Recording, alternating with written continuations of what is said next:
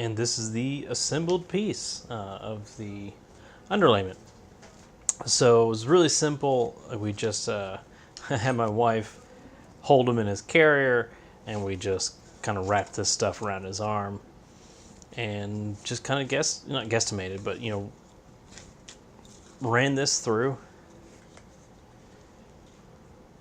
found where it's gonna fit on the piece. Basically, just pushed the tongue, through the ends there, just to kind of find out where it's gonna fit best.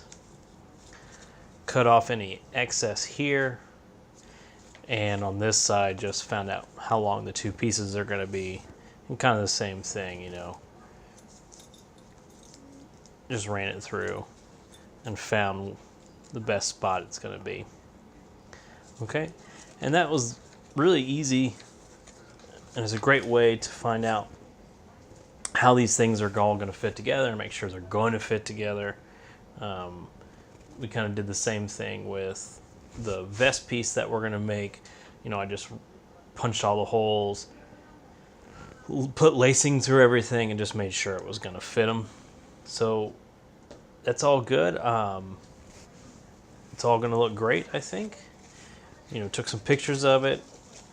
We're going to have a really great little costume for them. Gonna be excited. Okay, so we're going to now take all this apart. And that's why, again, I love these brads. We could put it together. I haven't lost any leather in this process. Haven't had to use any studs or rivets or anything like that. And I know it's going to work. When I did my full breastplate, it saved me so much in leather. I didn't mess anything up. I knew it was going to work before I started cutting a single piece of leather. And it fit perfectly. As soon as I started putting everything together, I didn't have to worry about it. Okay. So now what we're going to do is put everything to size to match what these are. Okay. So this one, I don't have to do anything extra to it. The only thing I'm going to do is mark the end hole, basically, where the rivet is going to go into this side. I just want to mark that. Again, I'm marking on the back side of this piece. Okay.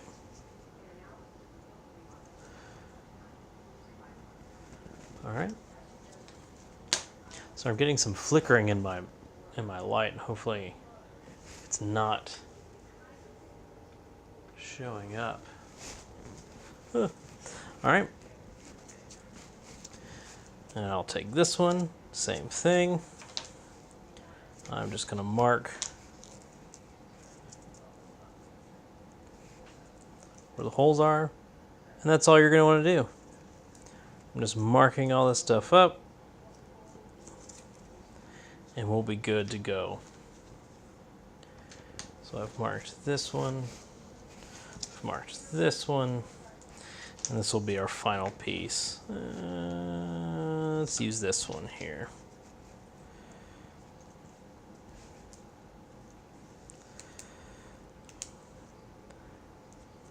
Great use of templates. And what's nice is this stuff is going to last. All this underlayment, it's going to last me, for the life of the piece. So I just make sure once all these things are done, I just hold on to this underlayment and keep it around for later. So if I ever need to make another version, I've got all the stuff and just can keep reusing it. So it's a lot of help with that. Okay. So we have all of our pieces ready to go. The only other one, I did have this piece here. I almost forgot. So I'm just going to keep using it on the, the same one. Yeah. because we're just going to use the same stuff to cut. Boom. Okay. All that's complete. Now we're going to break out our little speed square here. Move this stuff to the side. Now our speed square is phenomenal for these kind of cuts we're about to do. And with this speed square, we're just going to double check to make sure all of our lines are perfectly square to the leather. Meaning this is a true 90-degree angle here. Okay? And how that does is you've got this lip here, and the leather is going to ride through that lip, just like that. Run it along the end, on the inside. I use my finger here to press that down, just to make sure everything is good and perpendicular.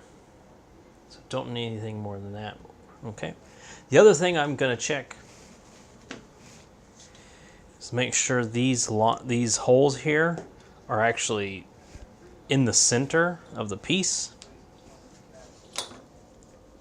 So this is 3/4 of an inch. So I find the middle point of that.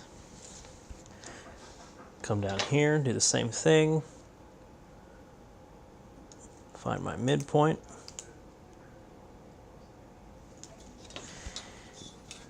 And I'm going to line up the 2 marks I made on either end.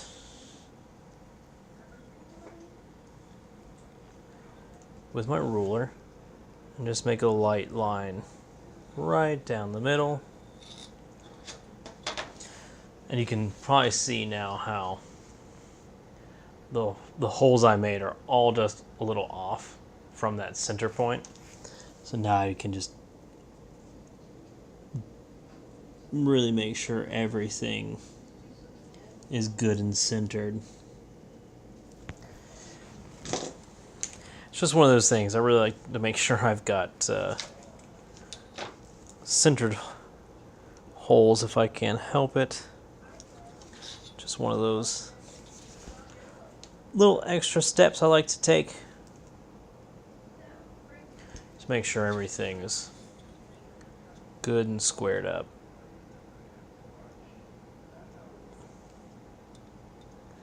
And of course, all these pin marks are going to kind of disappear once we get the die in there.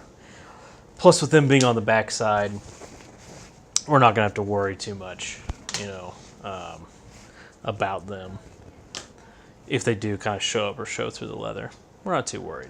Okay, so we're just going to now take my rotary blade, or you can take your box cutter. Felt something was wrong. I'm just going to line up my ruler to that line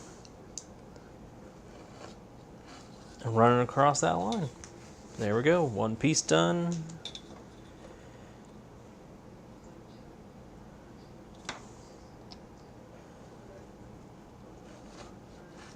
Two piece done. I just realized where I may have marked those holes, I didn't mark that side of things.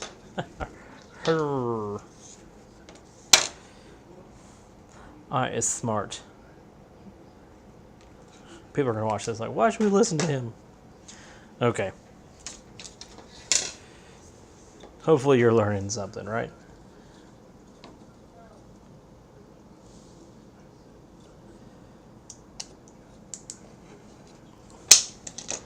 Okay. So there you have it. These are all of our pieces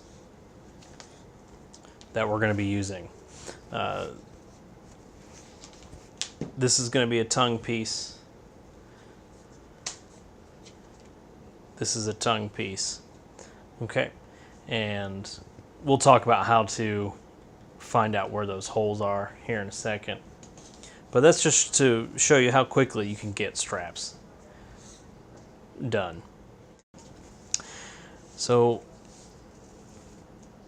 we just want to now double check that's everything. Okay, we got everything we need for this one. Set this off to the side just with its counterpart so I remember what is what. This is the strap here, this is the tongue. This is going to be that middle, the midpoint basically, where the tongue of the buckle is going to going through. And we just need to make sure we do the same thing over here. Ended up being about that point there.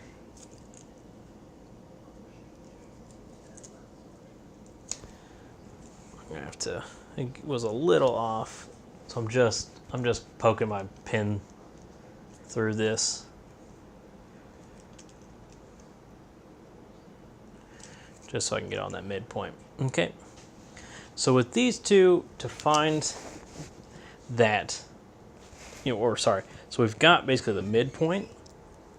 Now we're just going to do a couple of extra, like 2 holes on either side of the tongue. And we're just going to, for this case, since it's a pretty small piece, we're probably just going to do about a 1/2 inch in between each hole. Sorry, 1, 2.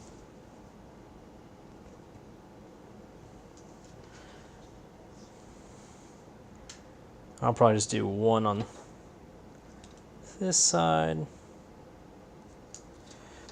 and just for looks, I think I'll go up 1 more. So a lot of this, I'm just doing on feel. What's going to look good. Okay, so that's where we're going to punch the holes for the tongue. Same thing on this side.